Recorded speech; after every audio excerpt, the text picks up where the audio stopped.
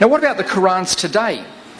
Again, in the publications, we're told that all the Qur'ans around the world are absolutely identical. Well, that's what I've been told. But it's just not the case. There is something called the qira'at, the different readings of the Qur'an. And these are mainly where the dots and dashes in the Quranic text are different.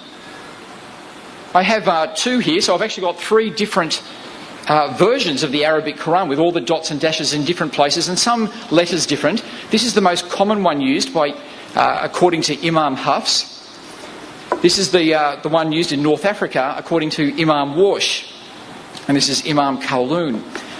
Now, I've been told by Muslims that the differences between these books has only got to do with dialects. But I'd like us to look at a few differences here, and you can see that it's not dialects. So in Surah 21, verse 4, in the Warsh version it reads, Kul Rabi Ya'ilmu.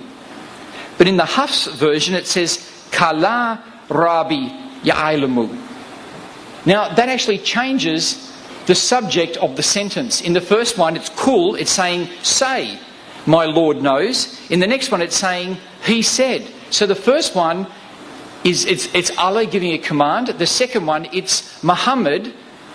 It's something that Muhammad did. And so in the first one, the subject is God. The second one, the subject is Muhammad. We see this. You see how the different dots and dashes above there change the meaning.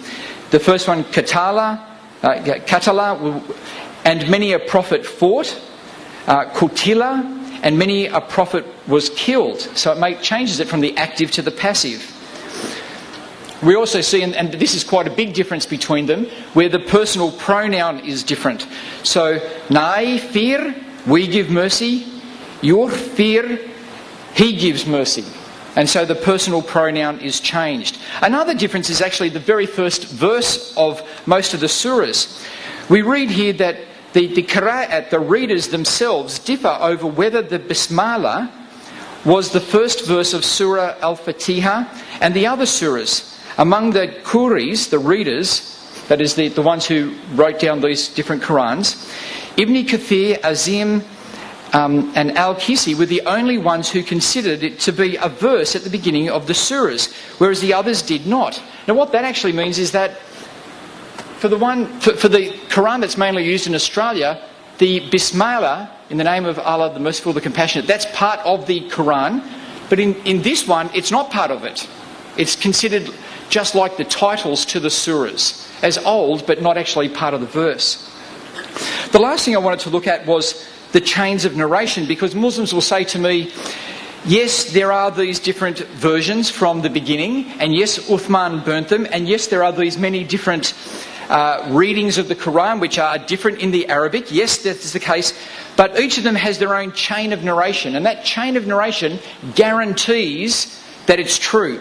My problem is that when we look at the Qur'an that's used in Australia, according to Imam Hafs, have a look at that chain of narration. Look at who the last two links are.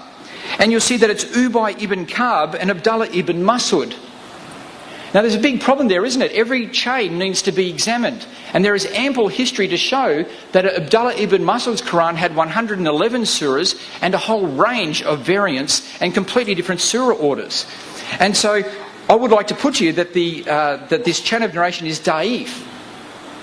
It's da'if, and that we can't use this chain to prove that this Qur'an is authentic. Now, to conclude, I am asking people who are Islamic leaders and people who are attacking the Bible to stop exaggerating. Both of our books have very small differences within their textual traditions. These are minor and in no way affect the meaning of the books. And very often scholars can use the materials they have to figure out what the original reading was. And so I want to call on Christians and Muslims to just stop exaggerating at this point so that we can listen to each other.